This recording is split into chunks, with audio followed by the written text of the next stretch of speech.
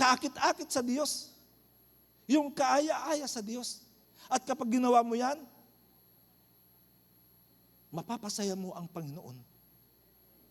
Mapapasaya natin ang Diyos. Gaya ni David, napasaya niya ang Panginoon dahil sinunod niya ang Diyos. Pinuri naman siya ng Diyos at ipinagmalaki siya dahil sumusunod siya ng buong puso, ng buong lakas at buong kaluluwa. Yan ang katangian ng mga lingkod ng Diyos na dapat meron tayong lahat. Alam niyo po, sa church natin, doon sa Talampas, nung una, nang hindi pa kami nagdudunwats, ang daming nagreklamo. Ano naman yung pinapagawa ni Pastor? Parang ang hirap-hirap. Panibagong ano naman yan.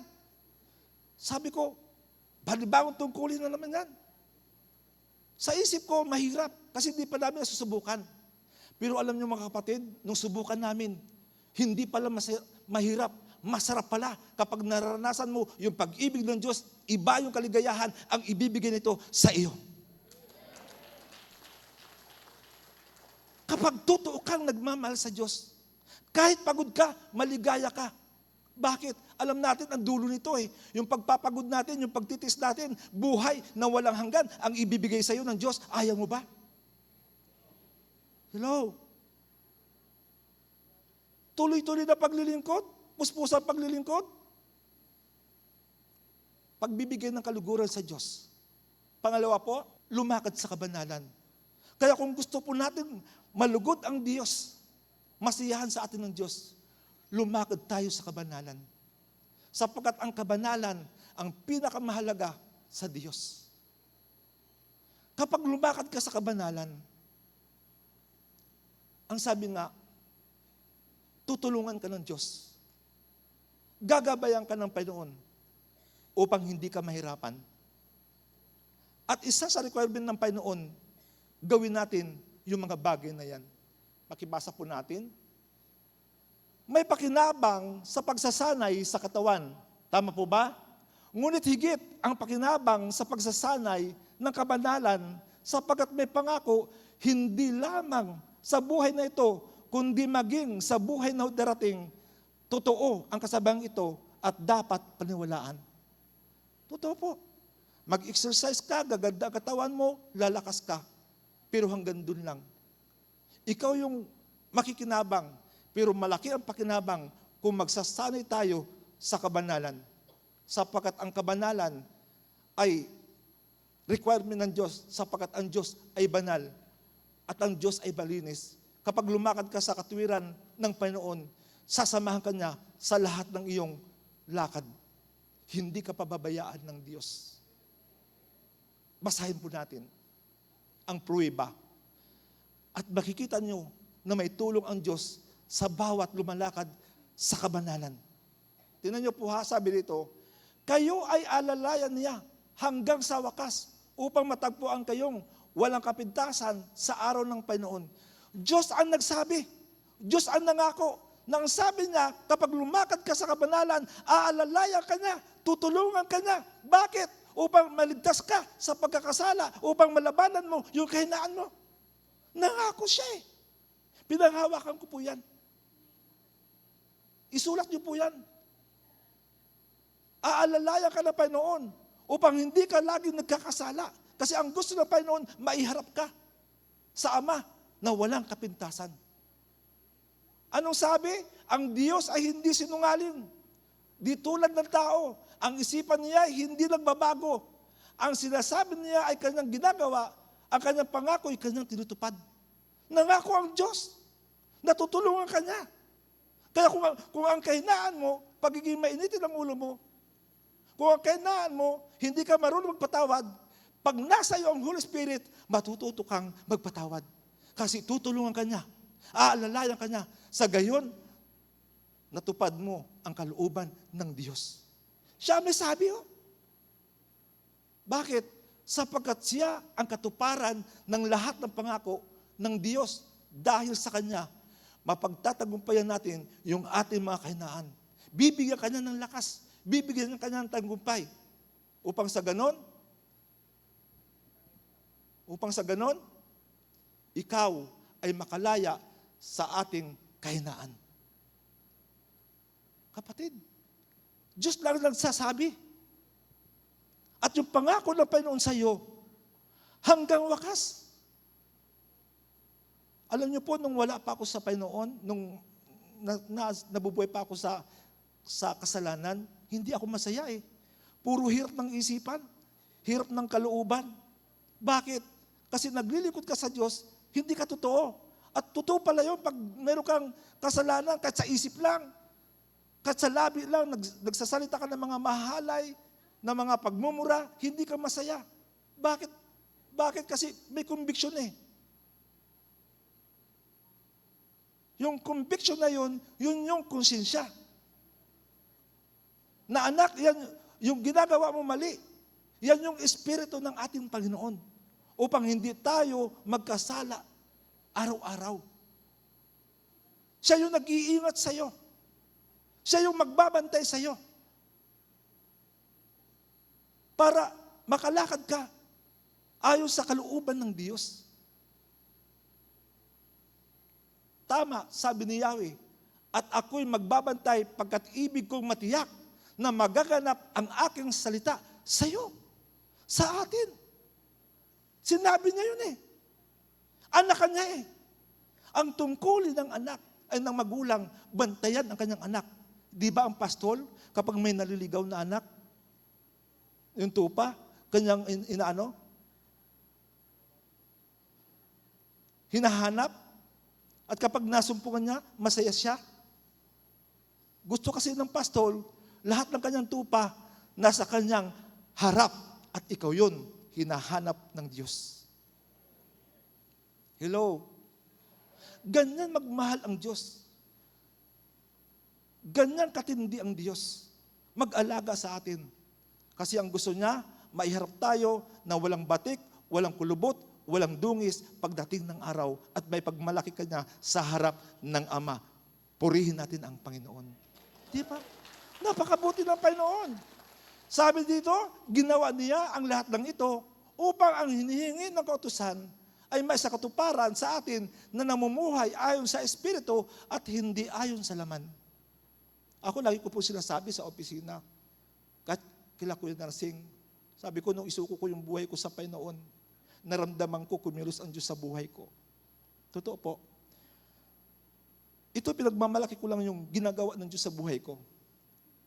Alam niyo po, nung sinuko ko ang buhay ko sa Panginoon, umiyak ako sa Panginoon kasi lagi ako inatake ng kaaway. Nagpastig po ako ng 14 days.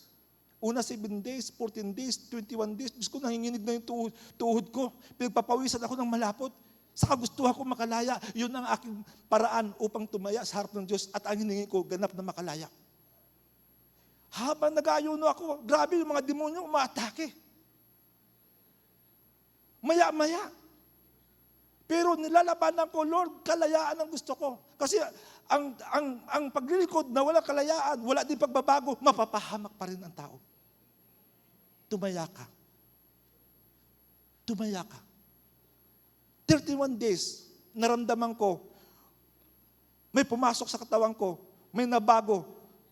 Lahat may tinanggal sa buhay ko. Alam niyo po, ang una kong pruweba, nung isuko ko ang buhay ko sa Diyos, inisip kong pambuti, 2 bisis kong inisip, 3 bisis kong inisip kung may nagawa akong masamang kaisipan. 1 linggo na, 2 linggo. Sinuri ko kung mabuti, kung may nagawa akong masamang pag-iisip. Pero 2 linggo, inabot na hindi ako nakapag-isip ng masama sapagkat sabi ng Diyos, tapat siya na nangangako sa iyo na hindi ka niya pababayaan, iingatan ka na upang makalakad ka sa kanyang kalooban. Naramdaman ko na may pagliligtas ang Diyos sa buhay ko. Kaya sinasabi ko to sa inyo, sapagkat totoo ang salita ng Diyos. Ayan po, basahin niyo po. Malinaw, ginawa niya ito upang maiharap sa kanyang sarili ang iglesia, marilag, banal, walang batik at walang anumang dungis o kulubot. Ginagawa niya ito para sa iyo. Kasi hindi pwede pumasok sa langit na may dungis. Ang papasok sa kanila ng Diyos, yung mga taong nilinis ng Diyos, pinabanal ng Diyos. Sabi nga ni John Anosike, no one can stand in the presence of God, only the gold. But the impure, yung mga taong madungis sa harap ng Diyos, cannot stand in His presence. Sabi nga, sin is the anointing of evil. Ang kasalanan pala, yan pala yung anointing ng kaaway. At habang nilalakaran mo yung kasalanan, lalong lumalala yan. Lalong lumalakas ang kapangyarihan ng Diyos. Stop it. Kung lumalakad tayo sa kabanalan, that is the anointing of the Lord. Ang paglakad sa katwiran, yan yung nakapagpapaligaya sa Diyos. At habang ginagawa mo yan, lumalakas ang anointing at power ng Diyos sa buhay mo. Palapakan natin ang Diyos. Opo. At kapag nasa iyo ang banal na Espiritu Santo, ililigtas ka sa lahat ng kalikuan. Aayusin niya ang puso mo. Aayusin niya ang isip mo. Totoo po, gaganda yung pananaw mo. Gaganda yung isip, yung puso mo. Bakit? Diyos ang nag-aayos eh. Diyos ang nag-aayos. God fixed everything in my life. Inayos ng Diyos ang buhay ko. May mga kasama ako sa bahay. Sila ang makakapagpatunay kung anong ginagawa ko ngayon. Kasi isang araw, ikaw at ako, haharap sa Diyos. At sa bawat pagharap natin sa Diyos, ipapakita ito ng Diyos sa atin. Kaya mapalad yung mga taong pinananahanan ng Espiritu Santo. Kaya ang sabi nga ng Biblia, ang paghariin ninyo sa inyong buhay ay ang banal na Espiritu Santo, huwag ang nasa ng laman. Sapagkat ang nasa ng laman, pumapatay ng pananampalataya, sumisira ng ating pagkatao. Kapamakan ang dulot nito. Pag ang sa tao, wala palang Holy Spirit, gaya ko noon, walang Holy Spirit, laging marumi isip ko eh. Labi ko, marumi. Pero nung ito'y inihandog ko sa Diyos, at kapag nakapag-iisip ako ng masama, grabe ang paghihirap ng kalooban ko. At pag nakapag-iisip ako ng masama, pinag-aayuno ko yan. Sinasabi ko sa Diyos, Lord, ayaw ko dito. Namumuhi ako dito. Makapag-isip lang ako ng masama, pinag-aayuno ko yan. Kasi ang pag-aayuno, pumapatay ng laman. Ang pag-aayuno, sabi na, nagbibigay ng anointing and powers. Ang pag-aayuno, sumisira ng gabundok na problema. Ang pag-aayuno, nagpapalayas ng mga demonyo. Totoo po.